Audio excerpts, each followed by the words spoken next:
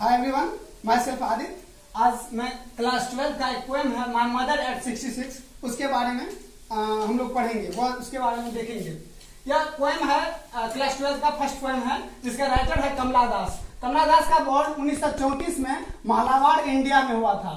यह one of the India's foremost poet है, मतलब एक प्रसिद्ध पोएट है और सेंसिटिव राइटर भी है। मतलब किसी भी चीज के इसका पोएम विशेषता लव अफेक्शन बिटवीन रिलेशंस के बीच रहता है। ये इसका दो बुक भी है, एक अल्फाबेट ऑफ लस्ट और पद्मावती द हार्लोड। ठीक है, तो हम लोग इस पोएम का एक समरी अप देखते हैं और उसके बाद हम लोग बुक से इसका डिस्कशन करेंगे।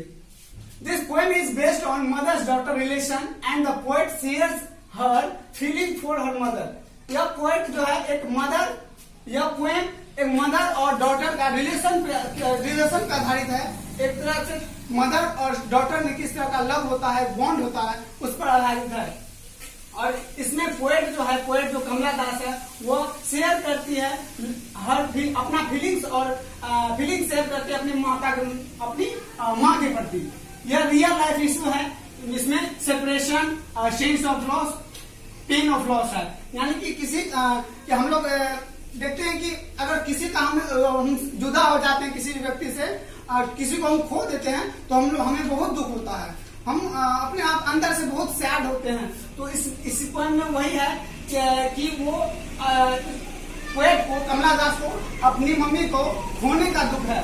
तो ये आगे है कि एजेनिंग इज अ नेचुरल प्रोसेस। एजेनिंग मतलब बुढ़ापा जो है एक नेचुरल प्रोसेस है। सभी एक ना एक दिन बूढ़ा होंगे और सभी का डेथ होगा। यह एक नेचुरल प्रोसेस है, नेचुरल सिलेक्शन है।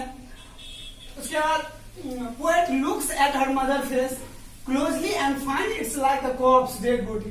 कहती है कि पोएट क्या करती है, अपनी माँ के फेस की तरफ देखती है और बोलती है, ये फेस की तरफ देखती है और वो ऐसा अनुभव करती है कि उसकी माँ का जो फेस है वो कॉर्प्स जैसा है, यानी डेड बॉडी जैसा है, यानी वो बूढ़ी हो चुकी है और इसीलिए उसका कंपैरिजन ये कॉर्प्स जैसे किया है।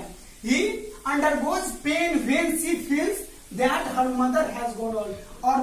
और कवित्री दुखी हो जाती है जब यह जानती है कि उसकी माता बूढ़ी हो गई है, अब वो कुछ असहाय हो गई है।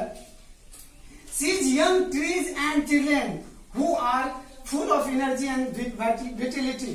ठीक है, वो पोएट क्या करती है, यंग ट्रीज को देखती है और चिल्ड्रेन को देखती है जो फुल ऑफ एनर्जी रहता है और स्फूर्ति, जिसमें पूर्ण रूप से स्फूर्ति रहता है। और जहाँ ये फिर अपने माँ के बारे में सोचती है तो यहाँ ये देखती है कि यह स्फूर्ति जो एक ट्रीज में, यंग ट्रीज में रहता है और चिल्ड्रेन में रहता है, वो उसके माँ में अब नहीं रहा, क्योंकि वो अब उसकी माँ बूढ़ी हो चुकी है। तो ये आगे हम इस पोएम का बुक से देखेंगे। कहना है कि driving from my parents home to coaching last Friday morning.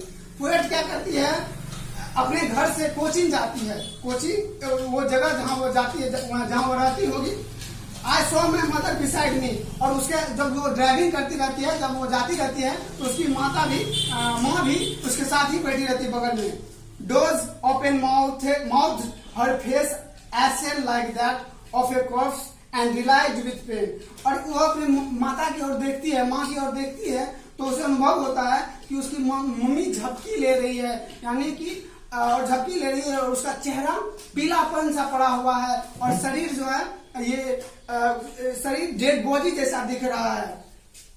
तो वह यह देखकर वो बहुत दुखित हो जाए, पोएट बहुत दुखित हो जाती है अपनी मम्मी को देखकर। ठीक है, that she was an old age she looked but soon.